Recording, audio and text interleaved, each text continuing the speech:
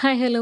ഇനി നമ്മളിതാ അപ്സൈക്കിൾ ചെയ്യാൻ പോണത് ഈ ഒരു കുർത്തയാണ് കേട്ടോ. അപ്പോൾ ഇത് വെച്ചിട്ട് ചെറിയൊരു ബാക്ക് ഓപ്പൺ ആയിട്ടുള്ള വള്ളിയുള്ള സ്ലീവിൽ ഫ്രില്ലുള്ള ഒരു ക്രോപ്പ് ടോപ്പാണ് തുന്നാൻ വേണ്ടിയിട്ടുള്ളത്. റെഫറൻസ് തന്ന ഇമേജ് പറ്റുകയാണെങ്കിൽ ഞാനിവിടെ കൊടുക്കാം കേട്ടോ. ഒരു ഇൻസ്റ്റാ പേജിലെ റെഫറൻസാണ് തന്നിട്ടുള്ളത്.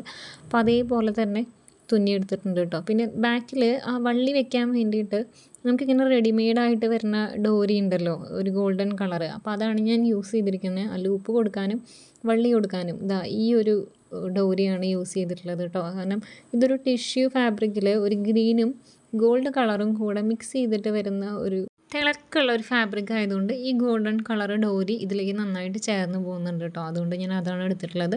ഈ വള്ളിയുടെ അറ്റത്ത് നമ്മൾ ടാസിൽ കൊടുക്കുന്നുണ്ട്. പിന്നെ ഇതാ ഇതിങ്ങനെ സിക്സ് ആഗായിട്ട് കെട്ടിയെടുക്കാൻ പാടാണോ എന്ന് ചോദിച്ചാൽ അത്ര പാടില്ല. അതപ്പോൾ ഞാൻ ചെയ്തെടുത്തിട്ടുണ്ട് കേട്ടോ. അതെങ്ങനെയാണ് ഇതിൻ്റെ ഒരു കംപ്ലീറ്റ് ലുക്ക് വരുന്നത്.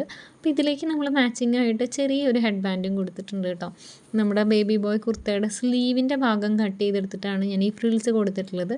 അതിൽ നിന്ന് തന്നെ ചെറിയൊരു കഷ്ണം എടുത്തിട്ട് ഇതെങ്ങനെ ഒരു ചെറിയ ബോയൊക്കെ വെച്ചിട്ടുള്ള കുഞ്ഞി വീതി കുറഞ്ഞ ഇലാസ്റ്റിക് വെച്ചിട്ടുള്ള ഹെഡ് ബാൻഡാണ് ഇതിന് മാച്ചിങ് ആയിട്ട് ചെയ്തിട്ടുള്ളത് കേട്ടോ. അപ്പോൾ ഇത് നിങ്ങൾക്ക് ഇഷ്ടമായോ എന്നുള്ളത് പറയാം. ഇഷ്ടമാവുകയാണെങ്കിൽ വീഡിയോ ഒന്ന് ലൈക്ക് ചെയ്യാനും സബ്സ്ക്രൈബ് ചെയ്യാനും മറക്കണ്ട കേട്ടോ. അപ്പോൾ അടുത്ത വീഡിയോയിൽ കാണാടോ. Thank you.